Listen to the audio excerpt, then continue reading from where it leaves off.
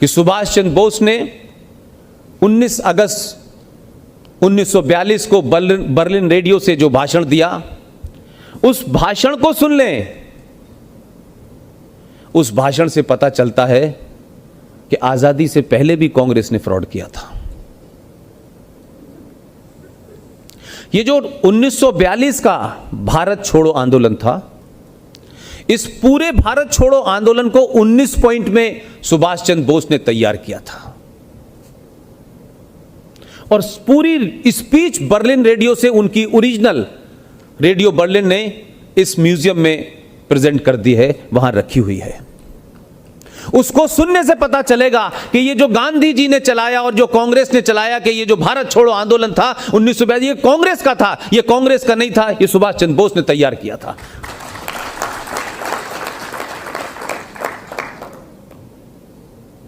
लिहाजा सुभाष चंद्र बोस हो, वीर सावरकर हो और अनगिनत बहुत सारे लोग हैं, लेकिन सब्जेक्ट के तौर पे मैं इन दो लोगों के ऊपर काम कर रहा हूं। एक का हमारा एजेंडा पूरा हो गया है। अब सिर्फ इस देश को यह बताना है कि आप ये मत समझिए कि गांधी जी और नेहरू जी पैदा हुए थे स्वतंत्रता आंदोलन के लिए। बहुत लोग थे भाई, उनकी बहुत बड़ी भूमिका थी, उसको कैसे छुपा दिया गया ये दुख की बात है, लेकिन अब सब कुछ बाहर आ गया है। लिहाजा सच्चाई को जानिए। और मुझे ऐसा लगता है कि जब आपका आइकॉन, आप जिस बहादुर आदमी की तारीफ करते हैं, जब उसको विजुलाइज करते हैं तो आपके अंदर उस जैसी शक्ति आने लगती है। लिहाजा अब इस देश के अंदर सुभाष चंद्र बोस की न सिर्फ बात कहने वाले लोग पैदा हो रहे हैं, सुभाष चंद्र बोस की मानसिकता के कारण दोबारा सत्ताएं वही बदल रही हैं जिन्हें आप चाहते हैं, बौने बाहर हो रहे हैं।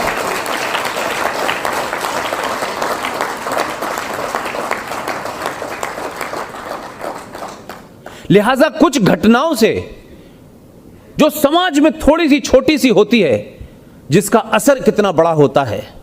क्योंकि कुछ देश में 70 साल में कुछ लोगों ने अपनी पोजीशनिंग ऐसी कर रखी थी कि वो कहते हैं कि अगर आपकी दुकान के आगे सेकुलरिज्म का बोर्ड नहीं लगा होगा तो हमारा वोट आपको नहीं मिलेगा। और हर आदमी वोट लेने के लिए जामा मस्जिद भी जाया करता था। सिर्फ चंद सालों में, जब शुरू में हम लोग बात कहते थे, लोग कहते थे हिंदू समाज मरा हुआ है, यह सोया हुआ समाज है। मैंने कभी इस फिलॉसफी को नहीं माना, क्योंकि मेरी तरबियत आप जानते हैं जहां हुई है वो मुस्लिम लीग के गढ़ में हुई है। लिहाजा मैं बहुत मायूस आदमी नहीं हूं। मुझे यह पता था कि मैं एक परिवार मेरा है, तब भी सर्वाइवल कैसे किया जा सकता है वो भी मैंने करा। और मैंने उस दौर में कोई किसी कुंठा का शिकार नहीं हुआ कि मैं मंदिर नहीं गया, कि होली नहीं मनाई, कि दिवाली नहीं मनाई। अरे पूरा देश मना रहा है, 2-4 लोग अगर नहीं मनाएंगे तो वो यहां तक पहुंच के बताने के लिए 2018 में आपके पास आ तो सकते हैं।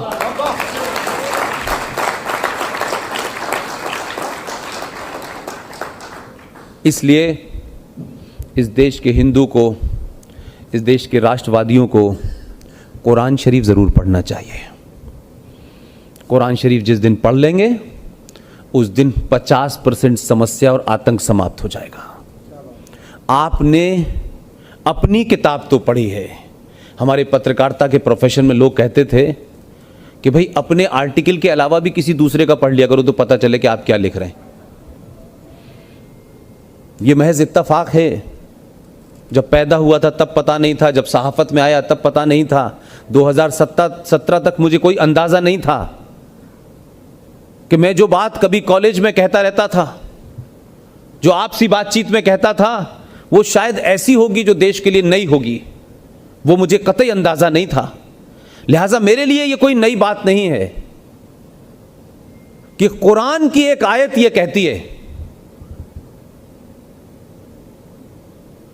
कि मैंने ऐसी बहुत सी तारीख में कौमों को बर्बाद कर दिया है जिसने मेरा रास्ता छोड़ दिया है। ये कोई पुष्पिंद कुमारी, कोई गीता, कोई हनुमान चालीसा में नहीं लिखी हुई है।